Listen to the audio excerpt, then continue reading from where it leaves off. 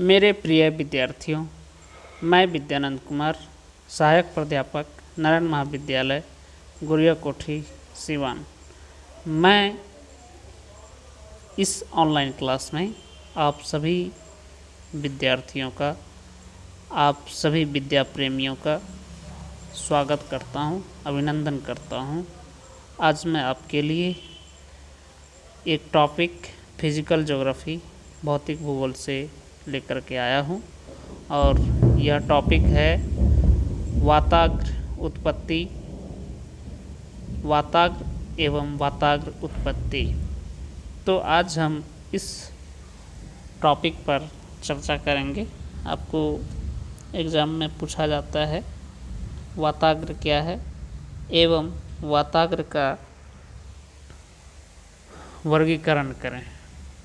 लेकिन यहाँ पर जो मैं क्लास ले रहा हूँ इसमें आपको वाताग्र के बारे में बताऊँगा और फिर आपको बताऊँगा कि वाताग्र उत्पत्ति किसे कहते हैं और इसी में चर्चा होगा कि वाताग्र क्षय किसे कहते हैं, वाताग्र फ्रंटोलेसिस किसे कहते हैं।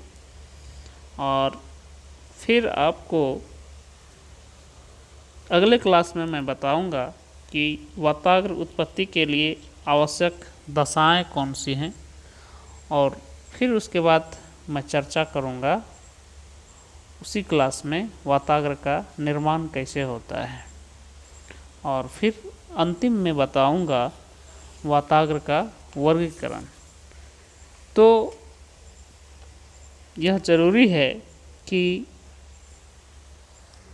आपको परीक्षा में जब इससे संबंधित प्रश्न पूछा जाता है तो वो पूछेगा आपको कि वाताग्र एवं वाताग्र से आप क्या समझते हैं।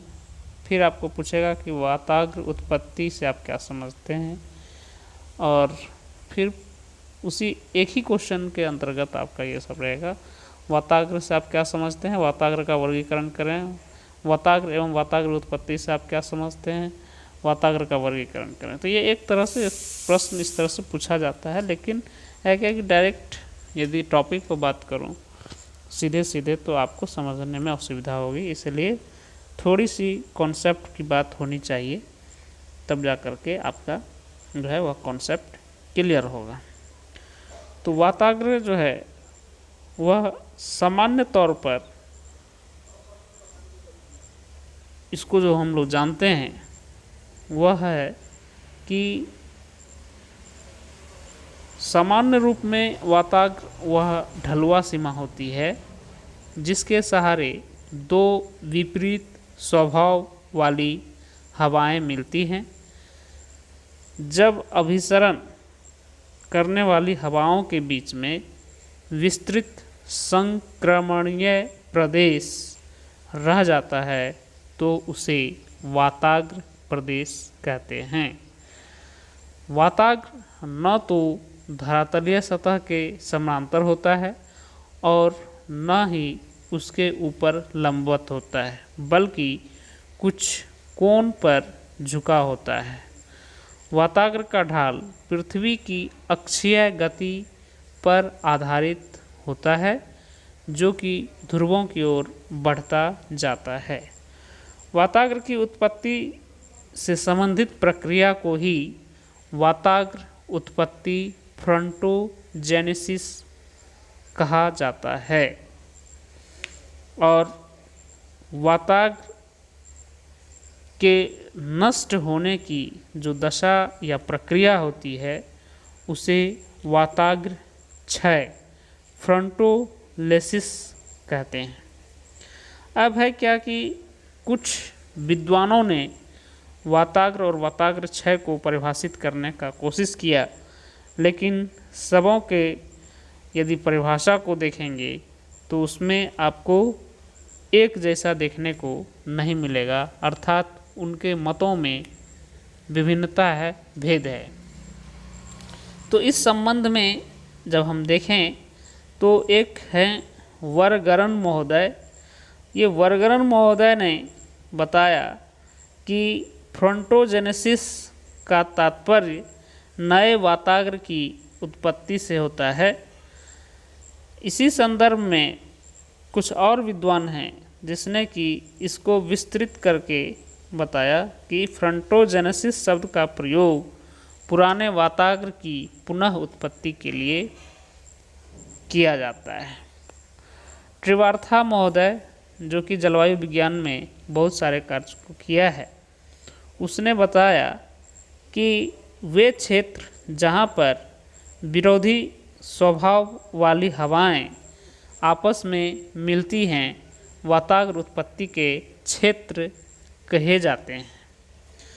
वहीं पीटरसन महोदय के अनुसार वाताग्रीय सतह तथा धरातलीय सतह का प्रतिच्छेदन करने वाली रेखा को वाताग्र कहते हैं तथा जो प्रक्रिया वाताग्र का निर्माण करती है उसे वाताग्र उत्पत्ति फ्रंटोजेनेसिस कहते हैं।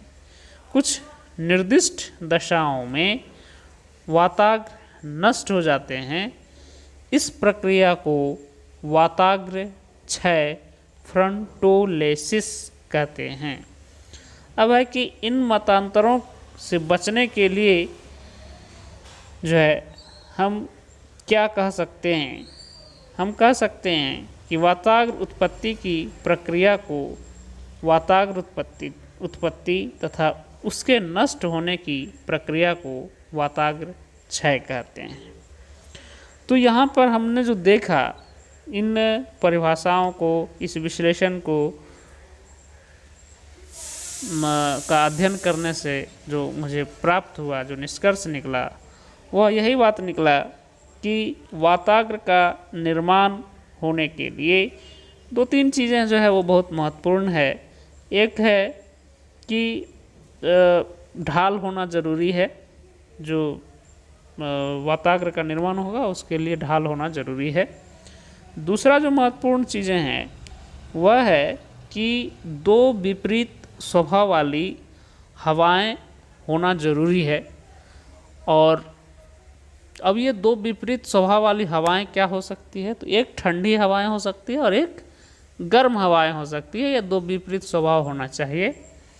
तो आपने 3 चीज़ देखा। चौथी चीज़ें जो है कि इन हवाओं को एक जगह आकर के मिलना ज़रूरी है। और मिलना किस रूप में ज़रूरी है? तो एक ढालनुमा जो है उसका शेप में मिलना ज़रूरी है। अर्थात जो ठंडी हवाएं हैं वह भारी होने के कारण वह धरातलीय क्षेत्र से उसका संपर्क होता है, धरातल के ऊपर होता है, और गर्म हवाएं उसके ऊपर होती है, लेकिन एक ढाल से उसका जो है एक जो पृथ्वी का जो अक्षीय उसका गति होता है, अक्षीय गति मतलब जो दिन रात वाली जो गति होती है, उस अक्ष के सहारे उस ढाल को देखा जाता है। तो उस ढाल के सहारे ही जो है गर्म हवाएं और ठंडी हवाएं जब अपना कुछ कोण पर झुकाव होता है, तब जा कर के वाताग्र जो है वह बनता है, वाताग्र की उत्पत्ति होती है। और इस तरह से वाताग्र जो है मौसम का ही एक जो मौसमी प्रक्रिया होती है उसमें वाताग्र जो है एक घटक है, मौसम का एक घटक है, मौसम और जलवायु का एक घटक है। तो आज मैं आपको बताया कि वाताग्र की उत्पत्ति कैसे होती है, वाताग्र क्या है, और उत्पत्ति की प्रक्रिया को वाताग्र उत्पत्ति कहा जाता है, और इसका नष्ट होने की जो प्रक्रिया है उसको वाताग्र क्षय या फ्रंटोलेसिस, वाताग्र को फ्रंट और वाताग्र उत्पत्ति को फ्रंटोजेनेसिस और वाताग्र क्षय को फ्रंटोलेसिस कहा जाता है। तो आज के क्लास के लिए इतना ही मैं रखता हूँ। अगले क्लास में जब फिर आपसे मैं मिलूँगा तो फिर आपसे चर्चा करूँगा कि वाताग्र उत्पत्ति के लिए आवश्यक दशाएं कौन कौन सी हैं जिसके कारण जो है वाताग्र की उत्पत्ति आसानी से हो सकती है।